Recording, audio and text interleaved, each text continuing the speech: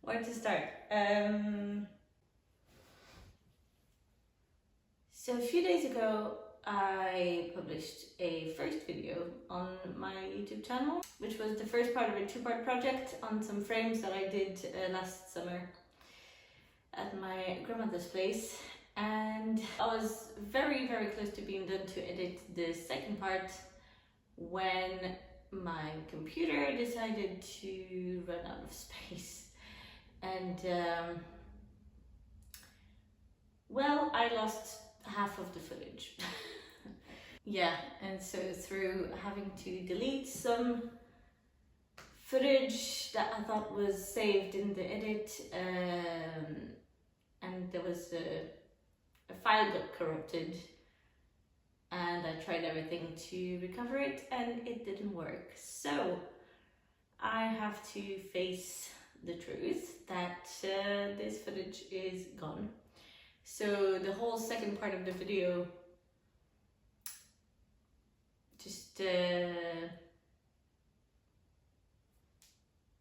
evaporated, which is great, and I'm really not sour about it at all.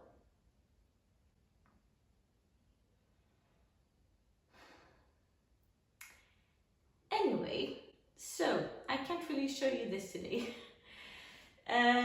What I'm thinking is that second part I'm going to set aside for now. I am planning to go back to my grandmother's this summer.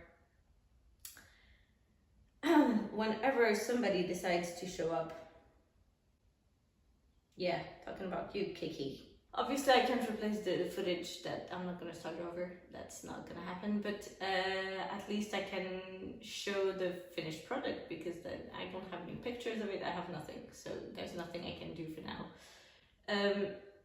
But I can, you know, take you through all the steps that I did and maybe try, if I have time, to make some of it better and to improve on it, and maybe like finish the stuff that I didn't have really time to do last time because I was a bit rushed. So that takes me to today's video. April of 2022, I did an internship, which I still can't believe that I was fortunate enough to do.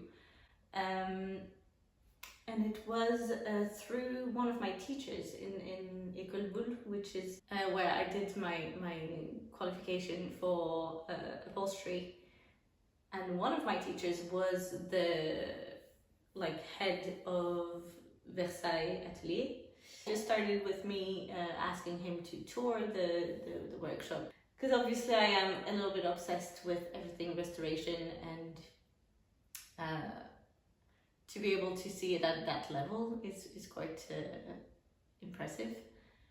And then I just asked, you know, if I could do a little internship there, because I would really love to see how they work and have the chance to work in that environment, because wow. And he was,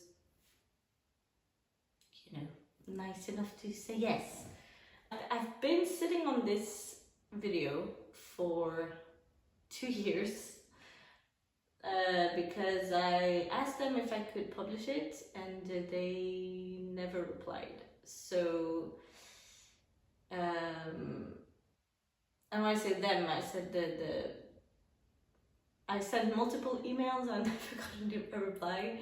I'm guessing that a small YouTube channel like my own is not very important, I'm guessing. But I don't know. I think like now, 2 years down the line, if there's a problem, Versailles, feel free to contact me, okay? If there's anything you want me to take down or to remove from the video, I would be happy to do it. But I made sure that the only person that we see on the video is only me, so we don't see any of the other people working there. And I think all of the chairs that we could potentially see in the background have been already photographed and have been shared already on social media, so I really don't think that there's anything in there 2 years later that can be kind of like a work in progress that could have any incidents. But if there's anything in my video that is like a big no-no, and you ask me to take it down or to edit a part out, I would be happy to do so. But I still would really like to share that experience and to show a little bit the project that I've been working on, because it was a really, really good experience for me. So in this video, I did a 3-week internship. I did not touch any of the very precious furniture that is in the castle. It was a late 19th century seat that I worked on that was inspired by the lines of the Louis XV, yes. So where you have all of those curves, and but we did it really like Second Empire, so Napoleon III style. So we wanted to make it very big, and we also wanted to make it a buttoned seat that we call in French capiton. In English, tufted chair, tufted furniture. Okay, so I tufted that chair using the traditional techniques, which is with horsehair, which is something that I didn't really learn in my CIP because we didn't really have time to do all of those different techniques, but I'm really glad I learned it there. So I hope you enjoy it. It was really one of the best experiences.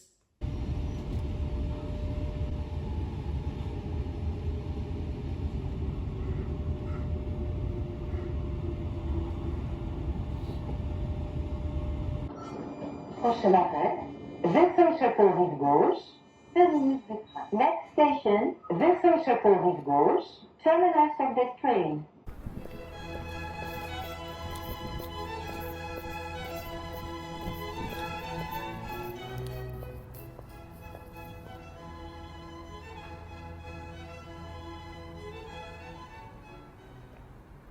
Okay, so we started with the webbing. As we can see, we've got very old tools that I'm using here. This was really a fun thing that I decided to do to just kick off that project. So we have here the webbing clamp and unmagnified upholstery hammer, because they would not have been magnified in the 18th century with the very, very big tacks.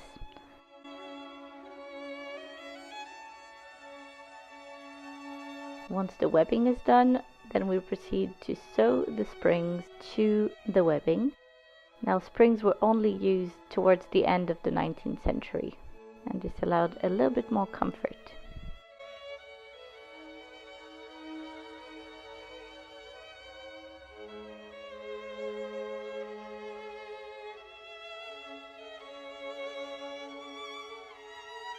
Then we would tighten all the stitches to make sure that everything really stuck in place.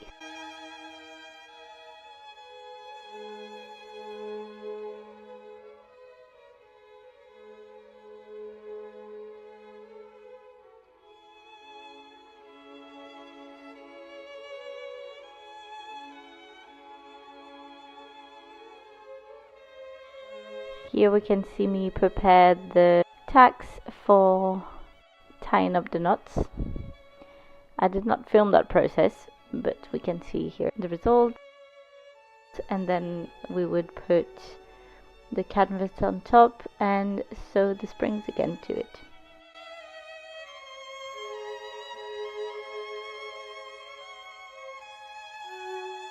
Next step was to create a border that would be filled with stuffing later on.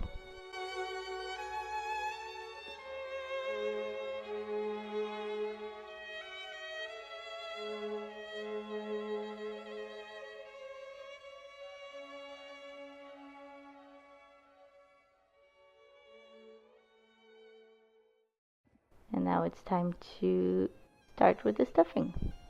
So here we use, in the very traditional, and this is all the stuff that they use in Versailles, which is all 100% horsehair.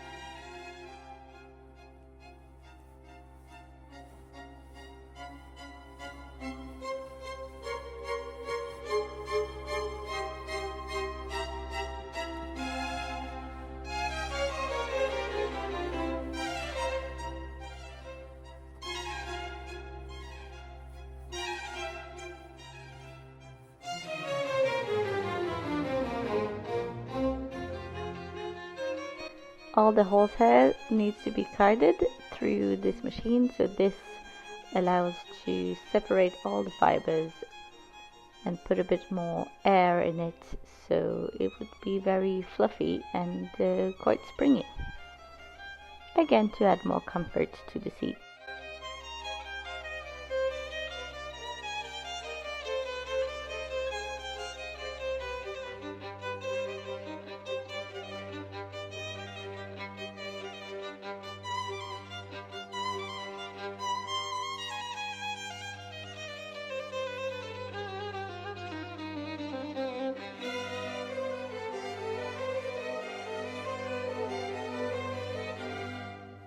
You can see that we really put a ton of it because the horsehair gets compacted quite tightly in there.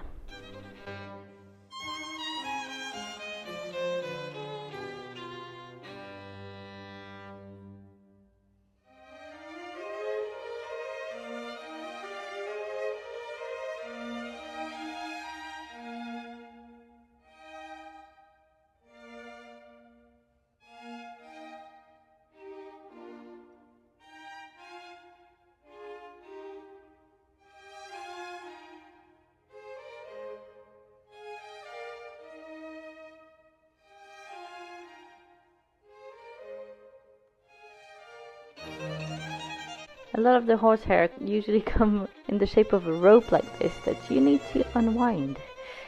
As you can see here, this is sped up quite a bit and it takes a while. We have found out that tying this into a mechanical drill with having somebody or something holding the rope at one end actually works a lot better than what I'm doing here, that is quite labor intensive.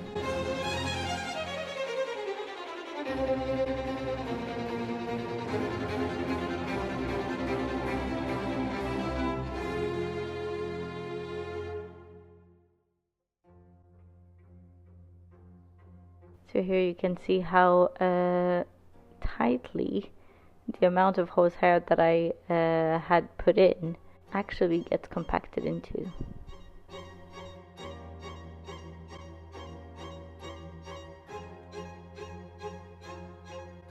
And here becomes the very tedious part of trying to fit everything there neatly and to having all four sides exactly the same.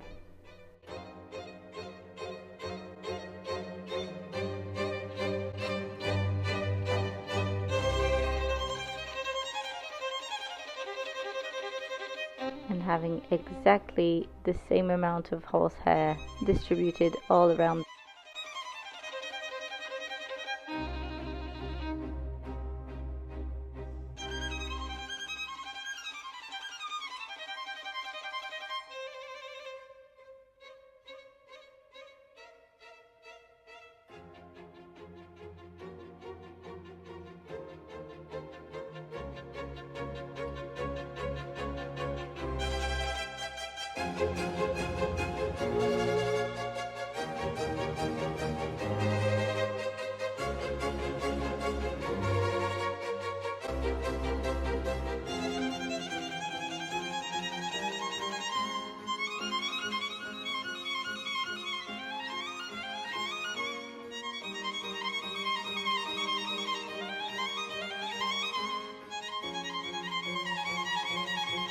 And you can notice that I'm still adding a little bit more stuffing in there whenever I see a little gap.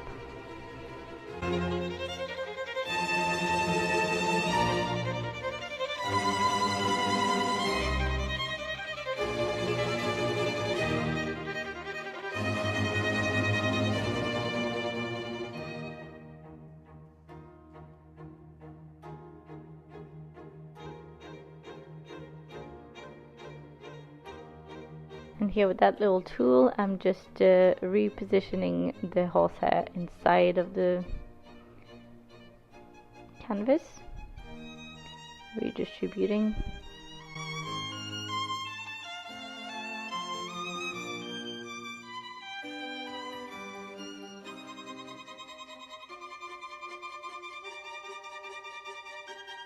And here we had to tack everything down, and we decided not to fill in all the holes from the previous tack, which was another complexity because it made it quite hard to find places that you could actually nail things into.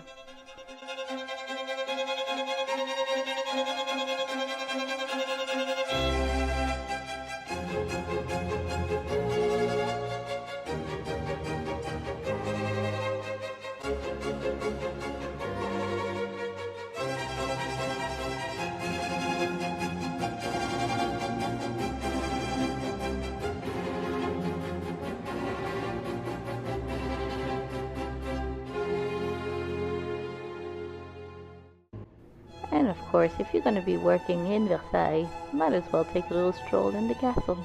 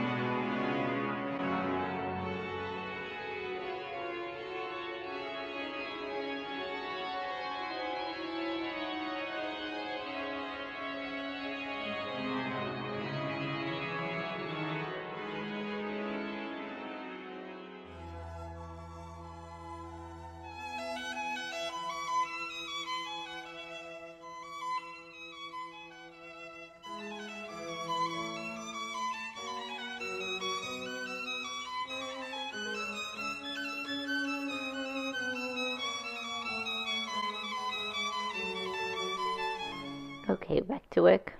So now I had finished doing the borders and did all the stitching too, and also planned the placement of the tufting by placing the strings.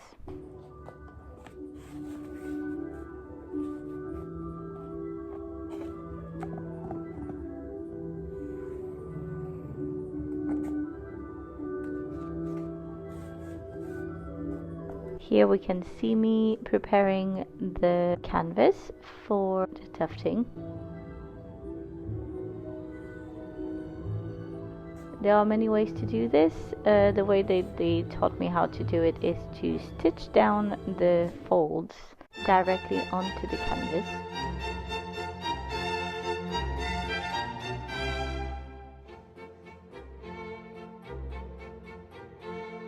And what that creates is that even before you place it onto the chair, you already have your tufting pretty much shaped out on there. And that way you're sure that everything is very equal.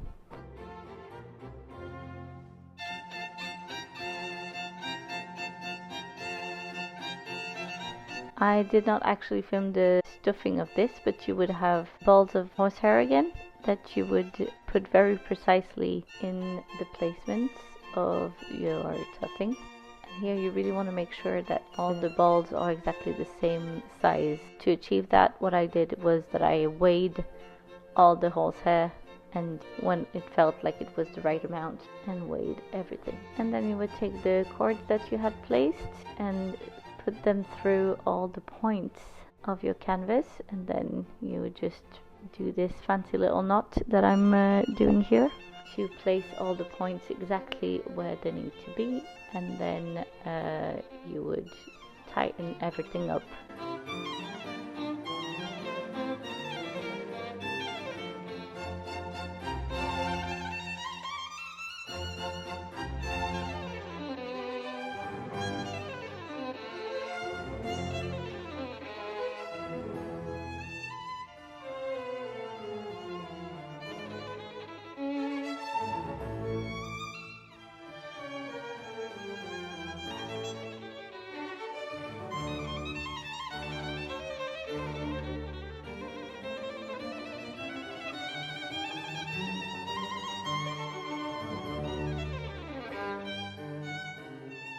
And it was about at this point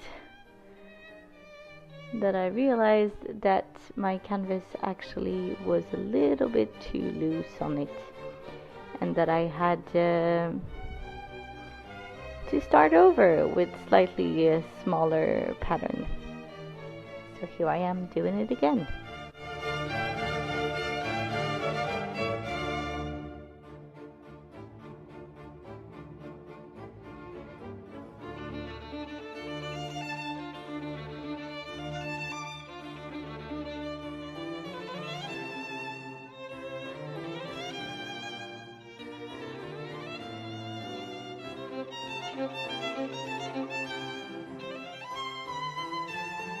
And now it's much better.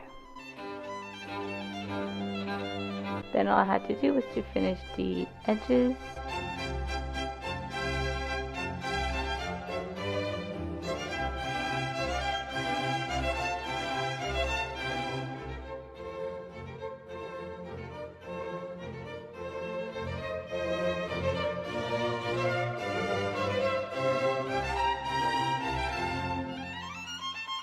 And then finish off all of these.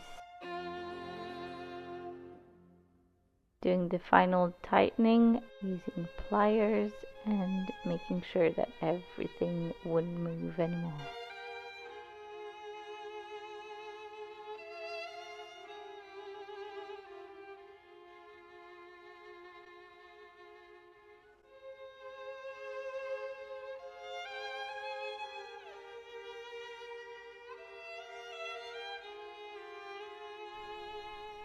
And securing it with a double knot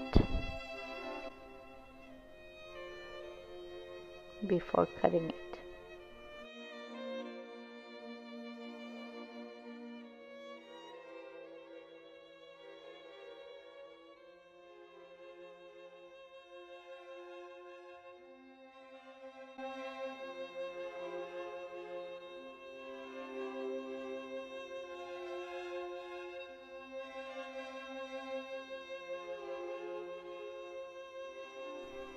Now, unfortunately, because of my previous mistake, this is all I had time to do. But you would essentially repeat that step with the final fabric, and then voila!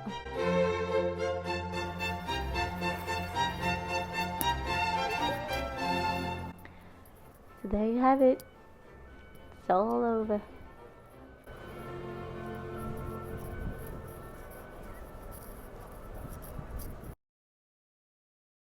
So yeah, so that concludes that video. I don't know when I'll be posting the rest. Obviously, I have some other project on the way that might take a little bit of my time. But I will try to do my best to get that second part of the frame video ready. And yeah, feel free to comment, like and subscribe. You can click the little bell if you want to be notified of other videos when they come out, which is a bit unpredictable. It always has been a bit with me, but yeah. So I hope you enjoyed this, and I will see you next time. Bye bye.